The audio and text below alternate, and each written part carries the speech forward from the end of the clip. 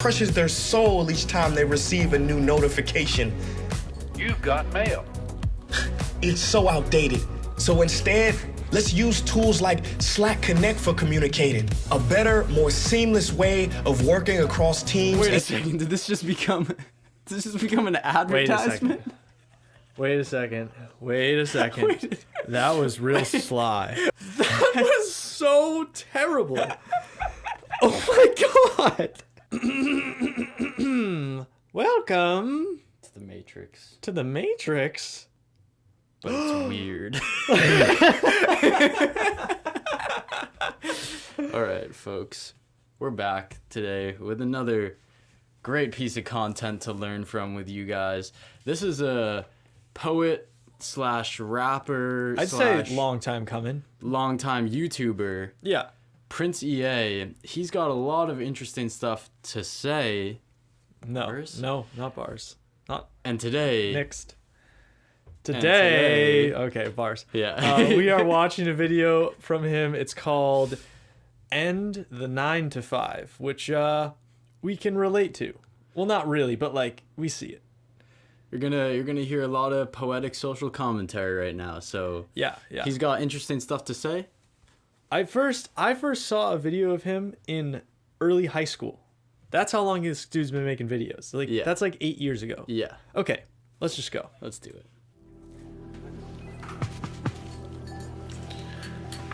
Did you know that 85% of people hate their jobs?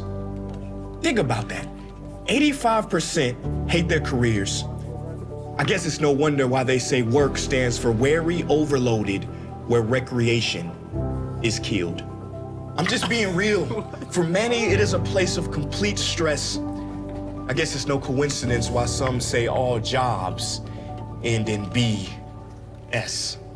Beyond the clever word. this is pretty cheesy so far. Pretty bad so far. I'll be honest. All jobs end in BS. Oh man. Usually he like treads that line pretty well. I don't know if Yeah. you've seen him before, but he usually I'm like, okay, that was a little cheesy, but I'm there for it. But like this one, he's like, But I mean, good points, scary points. Very scary. 85% of people. He also does a really good job of sourcing all of his research and yeah, such he does. things. Yeah, So he seems like a trustworthy source from everything I've seen. I would say so. Yeah. So 85% of people not liking their jobs. That's Like, crazy. What type of a world are we living in? Yeah, You know? yeah. Where that's... We were just downstairs. Oh. And our friends were chatting about like policies in China that don't matter that much, but they were talking about how people in China are having to, especially women, are having to choose between like having kids or having a career. And I feel like that's a very common thing. And like you see that in the States as well. And it just hit me so hard. Like, what the heck is a career? What the heck is a career? What are you talking about? Like, what? Eli said this to me the other day. He said, we're not looking, this is what we need to shift. We need to stop looking for the right job, the right career, the right thing that's going to launch you. And we need to start looking for the right holistic lifestyle, which the job is a part of. Like for us, we love doing YouTube, and it's a lot harder to do YouTube if you're doing a really tough full-time job. So like for me, I started this part-time farming job, and Eli was saying one day, he was like, maybe it's best to do part-time YouTube, part-time farming job, because doing full-time YouTube for me also is like way too much screen time. So like build the right lifestyle. I feel like that's what we need to focus on, because like society isn't just going to start making our jobs fulfilling. Like that's not how it's going to work. Like we have to proactively do that. There's no other choice. I got some stuff to say, but I want to wait because Yeah. I feel like he might get into Let's it. do it. Let's do Yeah. it. Work is something very unique to humankind. I would go so far as to say to work is to be human. I mean, as children, we were all asked the same question, weren't we? So, what do you want to be when you grow up? Whoa. And then there's the adult version, strangers. Whoa. Oh, shoot. So then from the youngest age, you're equating your essence, your being, to what you're going to be doing when you grow up in the future. And that's what's important. And so your whole damn life, you're just looking to like, that's why you're trying to build this career. It's like you're building a career from preschool at that point. Dude, you start building for doing, not being. Eh? That's some dumb shit. And then if you're building to something for your whole life, anything that goes wrong is like a disaster. You know, like if you fail in school, that's a disaster. If you lose your job, that's a disaster because you're building this thing where you have this like really far off end goal, but since in capitalism, you know, you can never make enough money, you're always just going to be running and running and running. And so you're just running and running and running to this place you don't know where you're going, and anything that goes wrong is the end of the world, and we're just creating this fragility in life. It's fragile. It feels so fragile when you're living that way. Wow. Oh. Wow. I like that a lot. Jeez. Good look. Good look. Yeah. Let's go. Used to break the ice. So, what do? It seems as though work defines our whole existence for our whole lives. See, work as a thing started about 10,000 years ago during the agricultural revolution. See, man began to manipulate his environment, domesticating plants and animals in a way that made life easier. Nomads settled into communities. Prehistoric hunters and gatherers turned into farmers. Fast forward a few thousand years and we have another revolution. This one, industrial. Ever wonder where the 9 to 5 came from? It was during this time of mass production. Factories began to expand and human beings started to be treated like machines to meet the demand. Henry Ford himself famously said, "I don't want workers for their hearts and minds. I only need their hands." Shouts Henry Ford. Yeah, shout out Henry Ford. You're awesome. You're so cool, dude. Yeah, awesome. No, good for you, dude. I bet you're so happy right now. Yeah, no, that's sick. First of all, I don't. Well, of course you don't want workers for their hearts and minds because you're calling them workers, Not humans, not beings. not. Oh, jeez. I once said, okay, well, all right. One time. I'm not like gonna stand on this rock and die on it, but I'm kind of doing that right now. Door opens. Oh, door. One time my dad was like, we were talking about our least favorite person in history. Yeah. I said Henry Ford. Hey. I was very young and was learning about the harms of the automobile industry. And I was like, I got this. And my dad got so mad at me. He was like, "No, he invented the automobile, and this was such a great invention, and it was not bad, and it was good intentioned." But hey, lines up for me. This is he's I don't know if you've read much Marxism, A little. but I only learned a bit of Marx for the first time, like actually read the physical stuff this year. Yeah. And this is a very similar approach where they're like, humans are valued in our society based on their ability to labor, To produce. based on their production, and the way that that we build on top of that is all driven not towards any sort of innate value in people, but rather an external value of what you're able to create. To do. Yeah. And it's just interesting to see how this has now played out into whatever since Marx to now throughout like the really crazy industrial revolutionary bang that's happened over the last 100 years, and just thinking about like how else could things be set up, like because we're in this situation of a 9 to 5 because of this whole idea of industrial revolution and needing the factory workers and such things. But like, what are the other options? Could society could we even support the type of society, the amount of people we have nowadays without this industry I think, honestly, type thing. I'm going to be honest with you. I think that I've found it to be harmful to think that way. Because so often I think ideas are nixed because they're thought of on a global scale. Why are we thinking on a global scale of can we support all humans on Earth by living this way?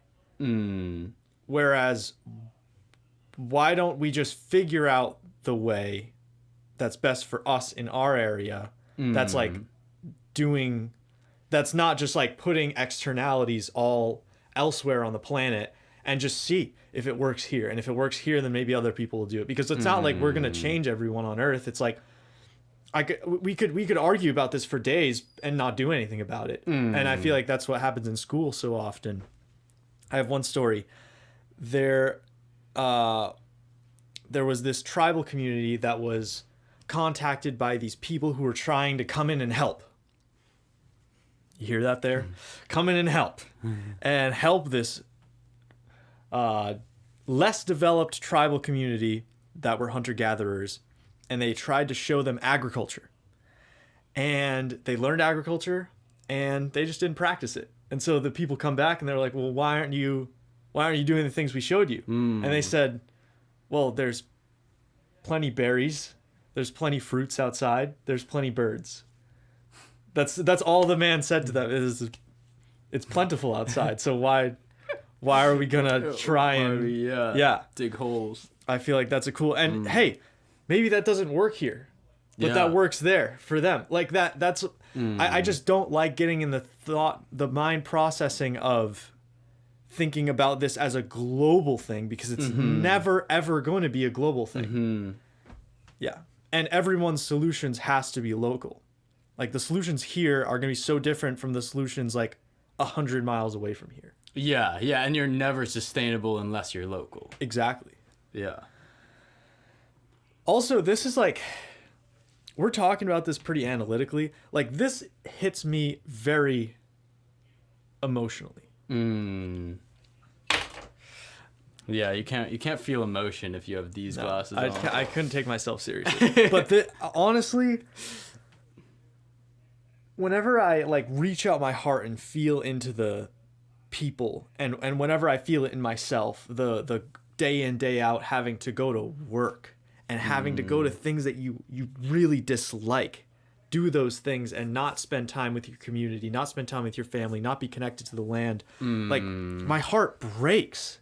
Yep. My heart breaks, and I just keep coming back to what Ram Dass says. He says, bear the unbearable with a giggle. That's the way through all of this. And so you just need to see how silly it is. It's so silly. It's silly. It's so silly. Silly has become my favorite word in the past 2 weeks, because it's like all the things pile up and it's just like way over your head, and you're so heavy about it, and then you just start laughing. And you can't, there's nothing else to do but start laughing, because it's everywhere you look. It's just all these problems, and you're just like, this is just so silly. That is the most freeing thing for me, is to just be able to say it's so silly. Yeah, and not have to analyze it anymore, because you know it's all messed up. Yeah. Dang. Okay. Yeah. Shout out Henry Ford. Yeah.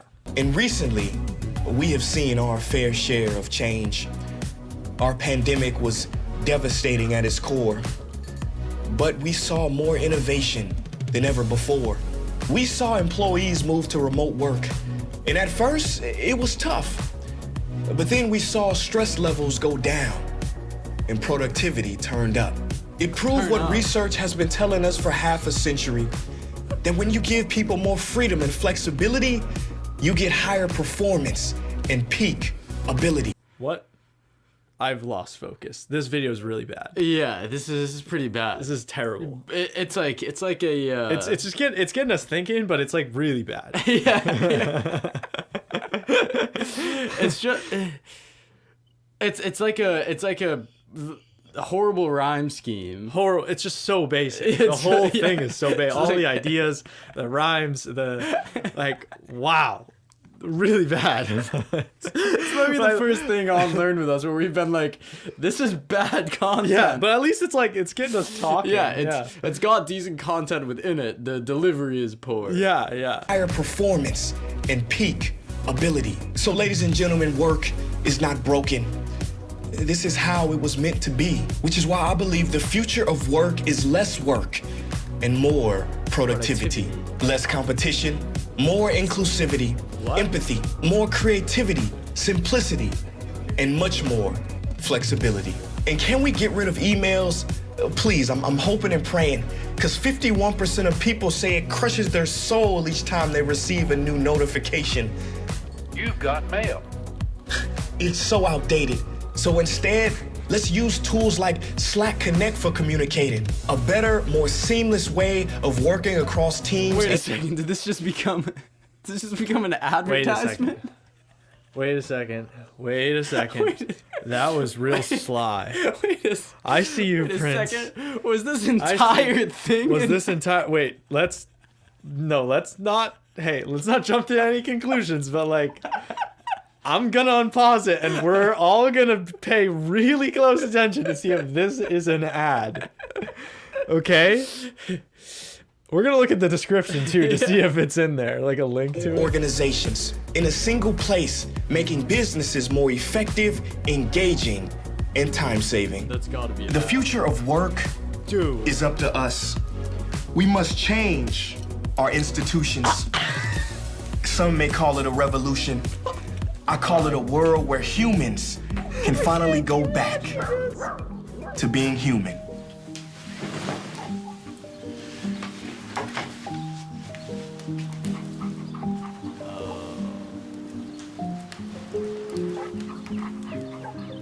Pulls up Slack on his computer.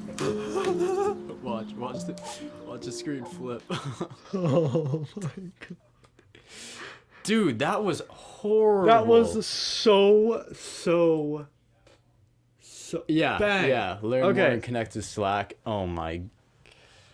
That Dude, Princey, you sold out, bro. That awful. I don't even want to release this video because it'll have more people look at you. That was that was one of the worst videos I've ever seen. That was so terrible. Oh my god. So we just unplugged the mic by accident and the video stopped. And now it's on. But it was good that it stopped because that was trash. That was so bad. Okay, we during the break, we have come up with a term for what happens when we have a video that we haven't watched, because we would never give you crummy content like this that we had watched. Ever. But we hadn't watched this and we just reacted to it. And we need a term, or we came up with a term for what happens when we need a video that was bad to just never enter the realm of anything again. And it's called going to the landfill. Coming back. Boy.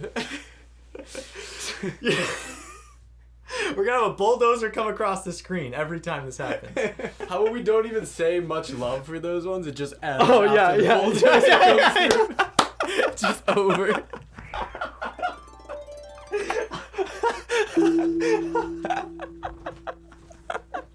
Bring in the bulldozer.